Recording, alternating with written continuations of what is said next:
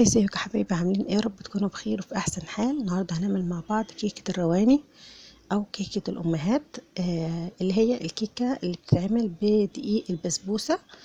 طبعا بيبقى فيها برضو دقيق عادي، دقيق فينو. آه وبيبقى متسقيه شربات. دي للناس اللي ما تعرفش اسمها كيكه الرواني، او بيبقوا في ناس كده كتير مسوينها ايه، كيكه زمان، كيكه الامهات. عايزه اقول لكم ان دايما بتطلع معايا هشه جدا جدا جدا، زي الكيكه الاسفنجيه من اول لما بتطلع من الفرن، يعني قبل ما بحط لها الشربات. تخيلوا بقى كمان لما بحط لها الشربات بتبقى ايه، بتبقى حاجه تحفه تحفه تحفه. بصوا الهشاشه، بصوا بتبقى دايبه دوب، يعني ما بعرفش امسكها على الشوكه، بتبقى دايبه. لا تقولي لي بقى بسبوسه ولا كيكه ولا اي حاجه. عارفين دلوقتي كل شويه يقولوا لي عايزين كيكه رواني، عايزين كيكه الرواني. قلت لهم ايه، في خلاص ما بقاش في غير كيكه الرواني. خدنا فترة بنعملها على طول على طول على طول، من كتر حلاوتها وجمالها هتدمنيها على طول، يعني بقت ادمان طبعا. عايزه اقول لكم الناس اللي بتعمل دايت واللي عايزه تخس ما تسمعش اساسا الفيديو ده، يعني ما تسمعهوش اصلا، لان ولا حاول تجرب التجربه. لو جربتيها مره هتدمنيها. احنا يعني انا بقى لي فتره كبيره ما عملتهاش، ومن اول ما بقيت اعملها ما بيعديش اسبوع وكل شويه نعملها كل شويه نعملها، من كتر الحلاوه بتاعتها. بصوا الهشاشه بتاعتها دايبه دوب. لا تقولي لي بقى بسبوسه ولا تقولي لي كيكه ولا تقولي لي اي حاجه. كل شويه يقولوا لي اعملي لنا كيكه رواني، اقول لهم ما فيش حاجه اسمها كيكه شوكولاته، كيكه مش عارف ايه، بسبوسه، على طول كيكه رواني. يقولوا لي من حلاوتها مش قادرين، يعني عامله زي الادمان بجد. يعني بصوا كتر الهشاشه بتاعتها. في ناس بتشتكي بتقول، او مش بتشتكي، يعني بتقول ان الوصفه بتطلع من الفرن ناشفه زي البسبوسه، وبعد كده لما بحط لها الشربات بتطرى. لا، انا معايا اساسا من اول ما بعملها بتبقى عامله زي الكيكه الاسفنجيه. هتشوفوها دلوقتي قبل ما احط لها الشربات. هنا انا كنت حاطه الشربات وكانت اتشربت. بصوا بتبقى هشه، وكمان بتبقى عاليه معايا. في ناس بتعملها بتبقى زي البسبوسه واطيه كده، ومش بتبقى هشه في الاول، غير لما يحط لها الشربات بترجع تطرى وبتبقى هشه معاهم. بس انا زي ما قلت لكم، هقول لكم بقى الطريقه بتاعتي علشان تعملوها، والناس اللي بتحبها طريه من الاول. في ناس كمان، يعني انا من الناس اللي نفسي اجربها من غير شربات، بس هقول لكم برضو ليه ما ينفعش نعملها من غير شربات. او لو عايزين نعملها من غير شربات هنعملها ازاي. بصوا، انا هنا اول حاجه طبعا الشربات، كميه الشربات على الكميه اللي انا هعملها لازم تبقى متساويه. يعني ايه متساويه؟ يعني المقدار اللي انا هعمله ده لازم الشربات بتاعته الكميه اللي انا عملتها، اللي هي كوبايتين سكر وثلاث كوبايات ميه. عايزين تقللوا السكر ممكن تخلوا كوبايه ونص سكر، بس ما يعني الميه ما تقللوهاش قوي. يعني ممكن كوبايتين ونص ميه على كوبايه ونص سكر، لكن ما تحطوش مثلا كوبايه سكر وكوبايتين ميه، لا كده الميه قليله قوي، لان هي الشربات بتاعتها بيبقى حلو كده كتير عشان خاطر تشربوا كله وتبقى حلو.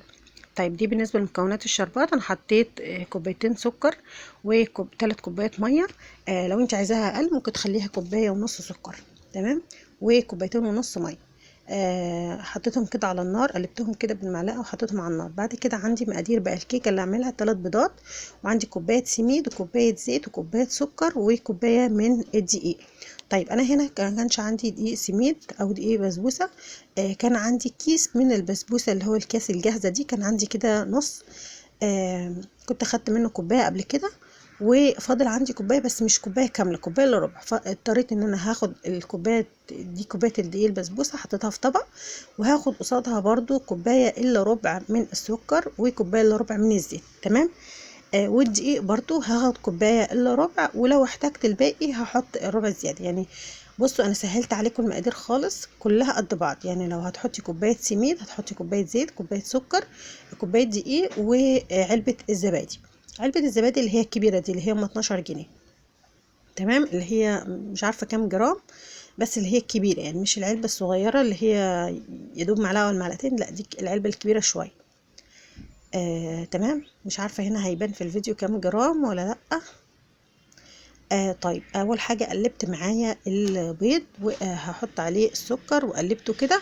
طبعا مش هيدوب خالص، هحاول ان انا احط كل المواد السائله مع بعض علشان ادوب المكونات مع بعض. بتتقلب عادي خالص بمضرب يدوي او بشوكه او بمعلقه، اي حاجه تقلبيها. يفضل ان انت تقلبي كوبايه الزيت، كوبايه الزبادي في العلبه نفسها الاول، علشان تبقى دايبه كده، وبعد كده تبقى تحطيها على الخليط. حطيت كده المكونات بتاعتي وحطيت كوبايه الزيت. طبعا انا عامله كوبايه الا ربع كوبايه الا ربع كوبايه الا ربع. هيفضل عندي في الاخر الدقيق. هنا حطيت دقيق البسبوسه اهو برضو كوبايه الا ربع من دقيق البسبوسه. نخلط المكونات مع بعض وما بنقلبش كتير قوي بعد ما بنحط دقيق البسبوسه. وبعد كده بنحط بقى ايه كوبايه الا ربع من الدقيق، وده الربع الزياده اهو هسيبه. وهحط معلقه كده عليه من البيكنج باودر، معلقه كبيره من البيكنج باودر. طيب دي البسبوسه هو فيه فانيليا وفيه كل حاجه، عايزه تحطي فانيليا حطي. انا كمان حاطه فانيليا، هحط فانيليا في الشربات. طريقه سهله جدا وبسيطه و يعني حلوه، يعني حلوه ومغذيه كمان، وطريقه ناجحه يعني. هنقلب كده اهم حاجه والخليط مع بعض كويس جدا جدا. المهم يديكي قوام كده مظبوط. شايفين اهو يبقى كل المكونات كده قد بعض كده. انا مش هحط الدقيق الباقي كده. الخليط عندي كويس. هجيب بقى صينيه هدهنها يا دوب بالزيت، مش هرش عليها دقيق ولا حاجه، لان انا كده كده بعد كده بحط شربات. فلو حطيت شربات وكنت حاطه فيها دقيق ف هيعمل طبقه كده من تحت، وكده كده انا مش هقلب الكيكه. تمام. هنحط كده الخليط، هنحطها في درجة حرارة متوسطة. اهم حاجة ان احنا نخلي النار متوسطة 170 180، ومش هنولع الشواية، هنولع من تحت بس وهي هتحمر لوحدها من فوق. هنا الشربات حطيت عليه بعد ما غلى كويس 3 دقايق، حطيت عليه بقى معلقة من الليمون او عصير نص ليمونة كده، وهسيبه يغلى كده دقيقتين. وبعد كده هطفي. هنا بعد ما طفيت هحط الفانيليا، يا اما تحطيها في الاخر وتطفي، يا اما بعد ما تطفي تحطي الفانيليا.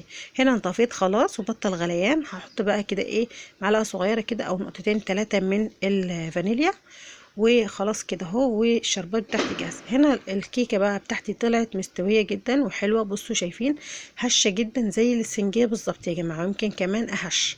حطيت عليه الشربات. الشربات يكون سخن، يعني انا يا دوب طفي عليه وطلعت على طول الصينيه من الفرن يا دوب كده بالظبط على الساعه، يا دوب دقيقتين 2 اول ما تطفي على الشربات وتطفي على الكيكه. هما الاتنين يبقوا سخنين ونحط الشربات على الكيكه. يعني انا بخلي الشربات يا دوب طفيت عليه كده وهدي كده وبطل غليان. حطيت له الفانيليا اول ما طلعت الكيكه كده يا دوب هديت كده دقيقه ولا دقيقتين، بعد كده نزلت عليها على طول بالشربات. نحط كل كميه الشربات يا جماعه، ما تقلقوش خالص، هتتشرب كل الكميه. طبعا هي لو سبتوها كمان في التلاجة شويه هتبقى احسن واحسن. انا هنا خلاص بعد ما شربت كل الشربات بتاعنا واهي سبتها شويه كده نص ساعه في التلاجة، وبعد ما طلعتها بقت بالمنظر ده، ما بقاش فيها اي شربات من فوق ولا اي حاجه. هتطلع معاكي جوسي وحلوه جدا. عايزه اقول حاجه نفسي اعملها بصراحه بجد، يعني من غير شربات. نفسي اجرب ان انا اعملها من غير شربات، بس ما ينفعش. لو هعملها من غير شربات يبقى هعمل الصينيه كلها من غير شربات. مش هينفع ان انا اخد قطعه ليا من غير شربات وبعد كده احط الشربات. هتلاقي الشربات كله اترسب عندك في الجزء اللي فاضي اللي هو مكان القطعه اللي انت اخدتيها، وهتلاقي باقي الكيكه ما تشربش. لكن لما تبقى الصينيه كلها مليانه كيكه ومسدوده كلها، تلاقي الشربات كلها بيتوزع عليها كلها بالتساوي وكلها بتشرب من الشربات بتاعها. ما تلاقيش الشربات نزل في جزء، لان انا عملت مره كده كنت مستعجله واخدت كده بعد ما حطيت الشربات على طول اخدت قطعه، لقيت الشربات كله نزل في الجزء اللي فاضي اللي هو زي المربع اللي فاضي ده. فما بنعملش الحركه دي خالص. لو بنفكر نعملها من غير شربات يبقى نعمل الصينيه كلها من غير شربات، نعمل صينيه من غير شربات وصينيه بالشربات. انا مش قادره بصراحه اعمل الطريقه دي، لاني عندي في البيت بيحبوها بالشربات كويس جدا. لان انا كمان الشربات بخليه بعمله يعني مش دايما بعمله كوبايتين سكر وكوبايه ونص وثلاث كوبايات ميه. لا، في اغلب الاوقات بعمل يا دوب كوبايه ونص من السكر، فبتطلع السكر بتاعها حلو. كمان السكر العادي بتاع الكيكه بعمله كوبايه الا ربع، لان انا ما بحبش حاجه بتبقى مسكره قوي. عايزه اقول لكم بتطلع حلوه جدا جدا. يعني انت لو بتحبي سكر خفيف او يعني يا دوب اللي هو حلو كده، خلي الشربات كوبايه ونص من السكر وكوبايتين ونص من الميه، وتغلي كده غلوه خفيفه ورشه الليمون ورشه الفانيليا وخلاص. بصوا عايزه اقول لكم بتتقطع دايبه دوب كده، يعني مش مستحمله اصلا. حاجه كده اسفنجيه وخفيفه جدا وجوسي كده في نفس الوقت، وبتدوب دوب في البق يعني عايزه اقول لكم ما بتقعدش يعني. لولا ان هي فيها كميه سكر يعني حلوه يعني ما شاء الله، كانت خلصت في نفس اليوم. يعني عايزه اقول لكم بجد بجد اللي بيعمل دايت ما يفكرش ابدا ان هو يجرب الوصفه، لان فعلا فعلا بتبقى ادمان، يعني فعلا بتبقى ادمان. طريقه حلوه جدا وسهله ولذيذه وممتعه. اتمنى يا رب الفيديو يعجبكم، واستنوني فيديو جديد.